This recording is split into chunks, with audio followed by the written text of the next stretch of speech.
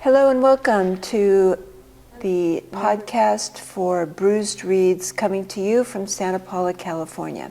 Today we're interviewing Cheryl Douglas, who is a guest at Harvard Shelter.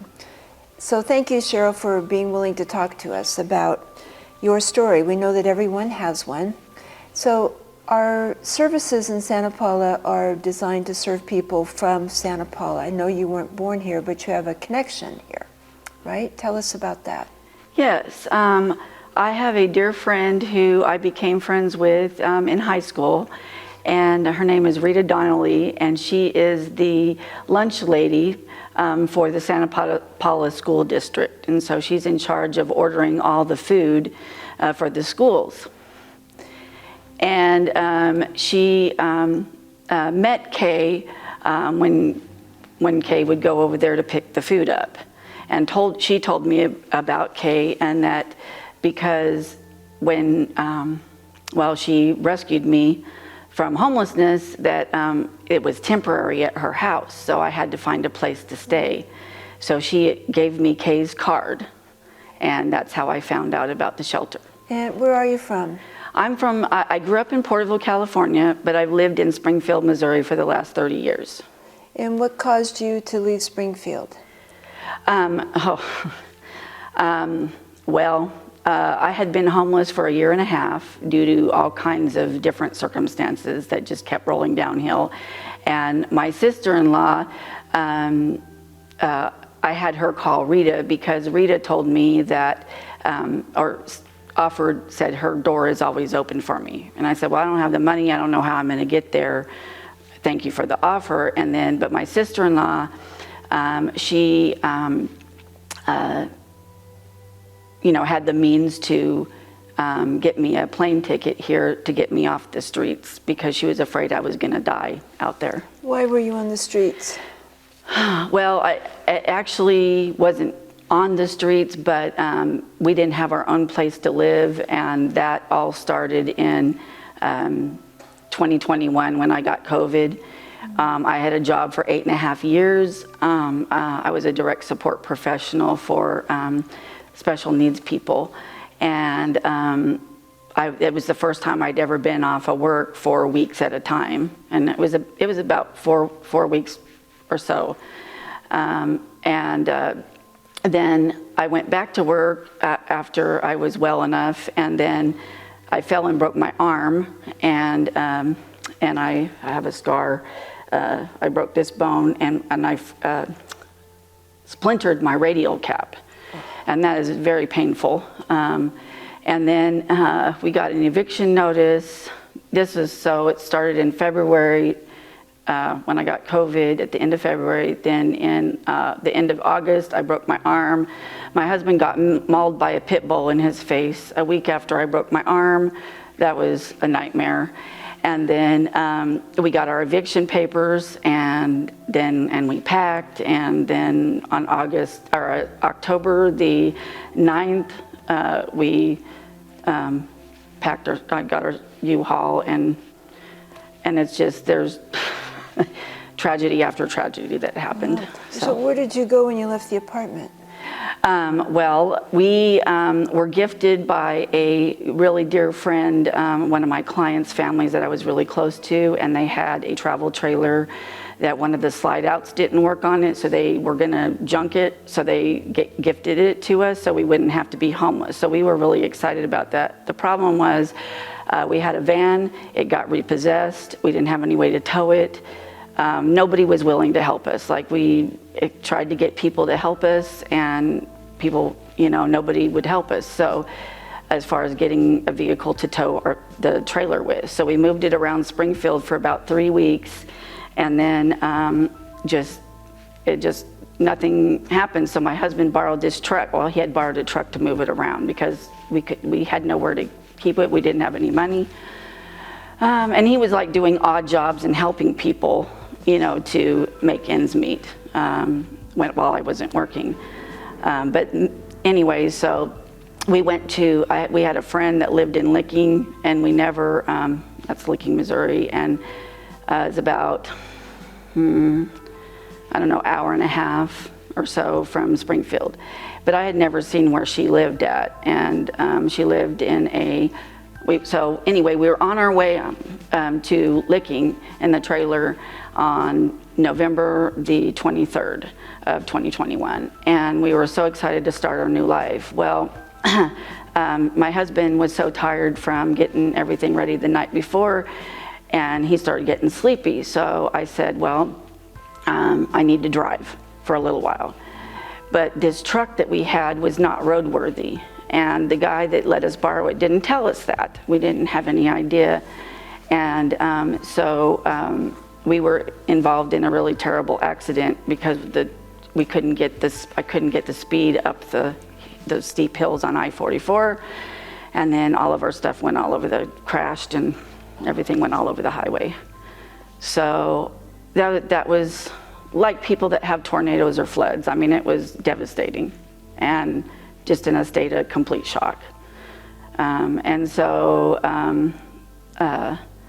my husband, when my friend sent her stepson and his girlfriend to pick me up, there was not even room for my husband to go with me. And because they had stuff in their vehicle, and I'm like, and I mean, I don't even know what to say. I don't know what to do.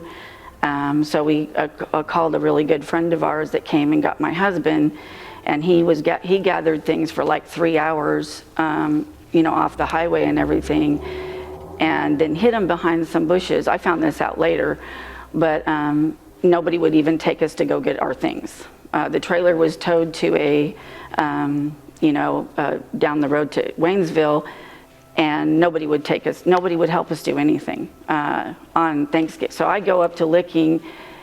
Their place was a mess, so I helped them clean up. I ended up getting arthritis in my tailbone from the accident, I don't know.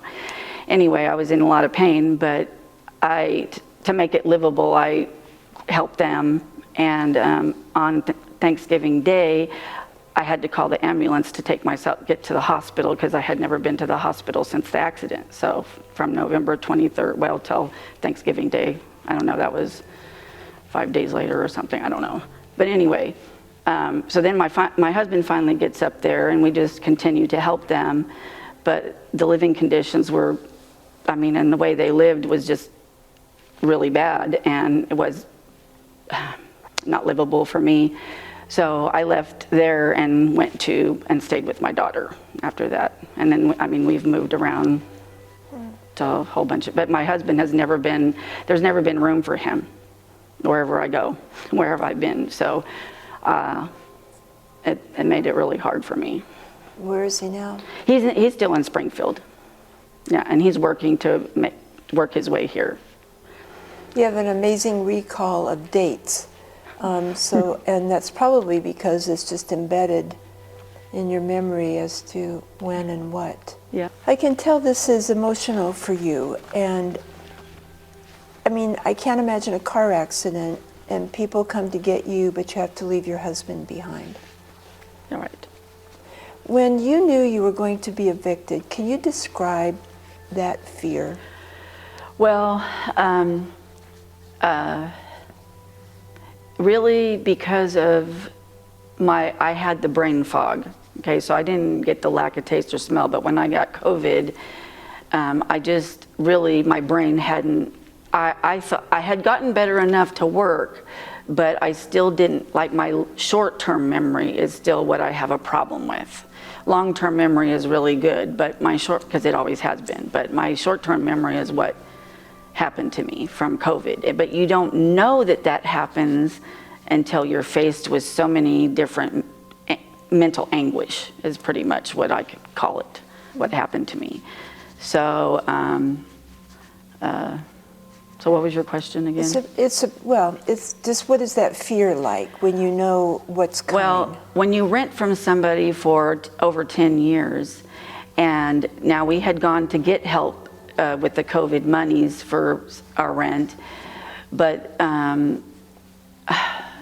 don't know, things just financially before COVID happened. Well, the fear is that, when you work and you pay your way through life, and and I'd been on assistance when I was younger, and I was so proud to not have to get assistance, and then you have to go through that again when you're older, and I'm at a retirement age, and now I'm starting over. So I mean, I knew that was going to happen, but it's very like Cheryl, like it doesn't really sink in at first until it actually happens. But you'd worked and had responsible jobs, and so kind of like a normal person. Yeah, absolutely. Absolutely. Tell us about your early years, just to get to know you a little bit. How about when you were 5? Well, I grew up in Porterville, California, and I was a happy-go-lucky child. I didn't know a stranger. Jesus was my best friend, and that's because I got picked on, so I just had that faith of a child. And so, I just, 5 years old, I went to kindergarten. I had friends. I learned I remember my phone number from back when I learned my phone number.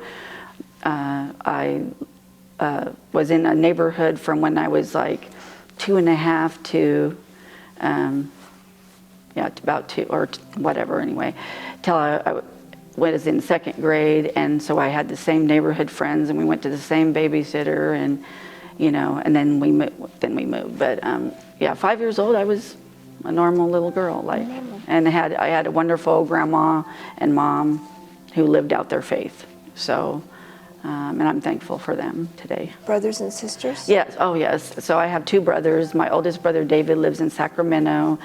And my brother Alan, he lives in Springfield. He moved there because I said I wanted family there, and I always had a connection with him, a better connection than my oldest brother. So. And what high school did you go to? Menachie in Porterville. Okay, and graduated? In 1983. And what did you do from high school? What did I do from there? Yeah. I attended Porterville College for 1.5 years, but I got terrible grades because I re-met up with friends that I hadn't seen in years, and thought I wanted to hang out with them, and it was just a big distraction. So, and then I met my kids' dad working at Wendy's, and unfortunately he was an alcoholic drug addict. So, but I felt sorry for him, and I wanted him to know what love was, and so. How long were you together? 15 years. Oh, wow. Yeah, we got married. I mean, I got pregnant first and then got married, and because I didn't want to be a single mom, and I ended up being a single mom anyway. So when you're young, I mean, everything was on a good path for you to have a normal, happy life. And is there one thing that derailed all that? I can talk about this today because I went through 4 years of intense therapy for my childhood issues, and I was molested by my dad. And so emotionally, I didn't grow up. I was always a baby all the time, and I was the baby everywhere I went anyway. So,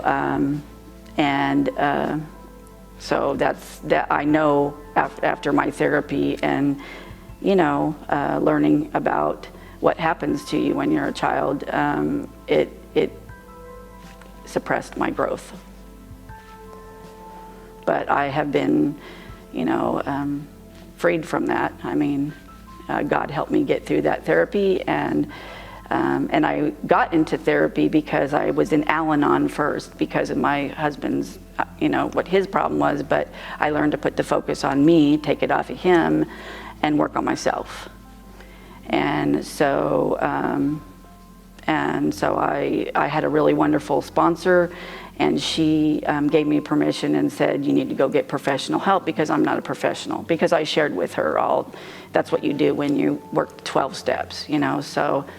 And so when I was doing the personal moral inventory of myself, I shared all that with her, and she said, here's the number. This is who you need to call. And so then I got help for myself. Where was your mom when that happened?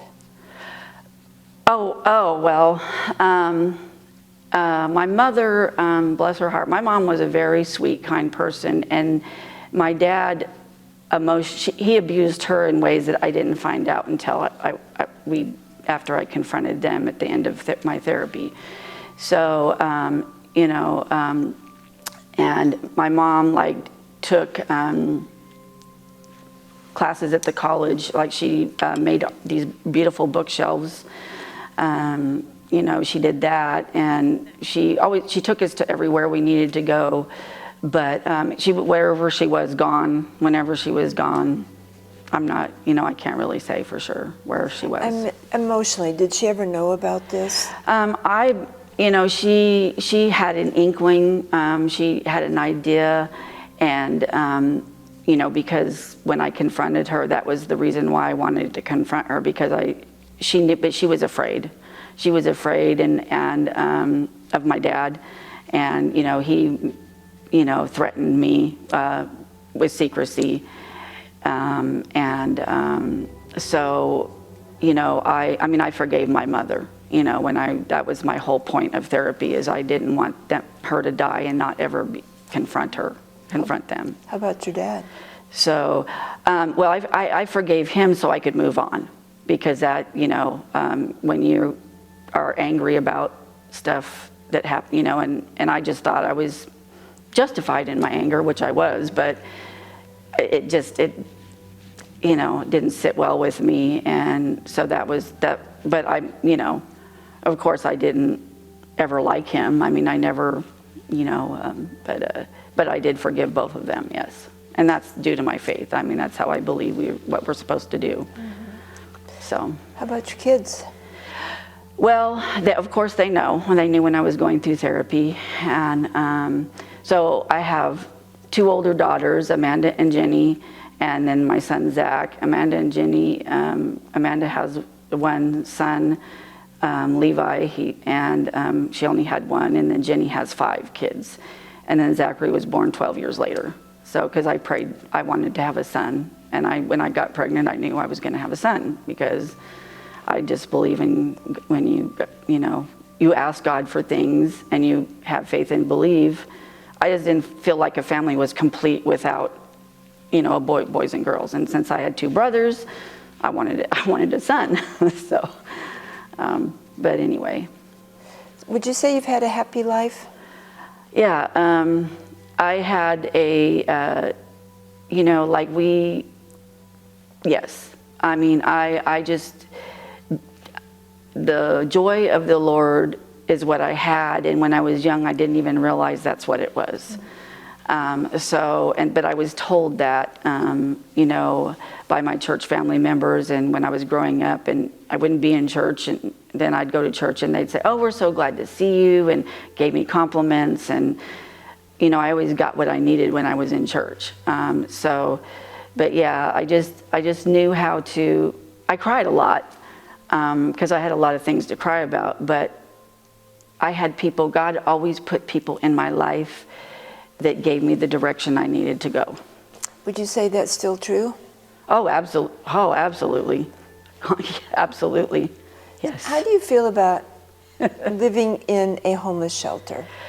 Well, I've been in a shelter in Springfield before. When I left my kids' dad finally, it was like 2 weeks before I don't know if it was our 14th or 15th anniversary. Well, anyway. And Zachary was 5 months old. And so I went to the Family Violence Center. And I stayed there for 7 months. And they have like classes that you have to take, parenting classes. Things to help us out. And so I did everything, and I got on the Section 8 list, and some people got housing sooner. And usually when you have a baby, sometimes they move you to the top of the list. I don't know what happened, but I ended up going back there again. And of course I said, well, I don't think I'm ever gonna have to go there again. And I did one more time. And that was about 5 years down the road. Or 4 years down the road. But anyway, shelters are there for a purpose. And, for me, I'm a very family-oriented person, and I get along with anybody. People don't like me because I'm a very honest person. And People don't like to hear the truth. But anyway, the Santa Paula shelter's small. The other shelter I was in was big, and we had our own room, but there was lots of drama. And of course, I wasn't as mature back then as I am now when I went through that. But I think of everybody as my family. You know, we're there together, we eat together, we do chores, we take care of where we live at, and it's so much better than the way what I was going through before I got here. But do you see a path ahead? Absolutely. Okay. Absolutely. What does it look like? Bright. The surroundings here are not a city. You got the foothills, the mountains, the flowers. That makes me very happy. It was, you know, God's shining his light on the beauty of his earth. And so, and I'm a California girl anyway, and I always miss palm trees. And whenever I've come to visit, I just love the palm trees. They're my favorite, and they make me smile. And there's so many of them here. But anyway, yes, I know that God has really special plans for me. I've always known that he turns what seems to be bad into good.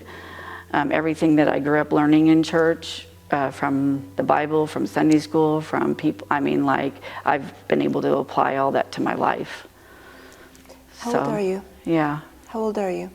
I'm 58. Okay, so you still have some working years ahead. I do. And you're willing to do that. Absolutely. As soon as you find something, right? Absolutely. And we're working on that. We are. So with your case management plan, what pieces do you still need to fit together? Rita first off told me about the instructional assistants at the schools. And since I have experience with special needs people, and I really connect with like autistic and Downs, but I can work with any kind of, any type of people. Okay, so you're open to a variety of jobs to get yourself on your feet. Yes, and I've been a cashier. I mean, I have cashiering. I don't really want to be a cleaning lady anymore, but I have that experience as well. Okay. But my passion is, you know, working with special needs people. Well, I want to compliment you on what a good citizen you are at Harvard Shelter. I mean, you are ready to make friends and help and be nice and be kind. Yes. And, you know, we talk about that a lot. Yes. I want to thank you for telling your story. Yours is important because yours is not the typical story we hear from substance abuse causing your homelessness. It's a variety of life circumstances. Is there one thing you want to say to anybody who's experiencing homelessness? Don't give up. Don't give up. Hold on to hope, because despair is not a good thing. And it just takes you down farther. And hold on to whatever kind of faith you have, and talk to people with faith that can guide you in the right direction, because God doesn't make any mistakes. Good. So, good advice. Thank you, Cheryl, for telling your story. You're welcome.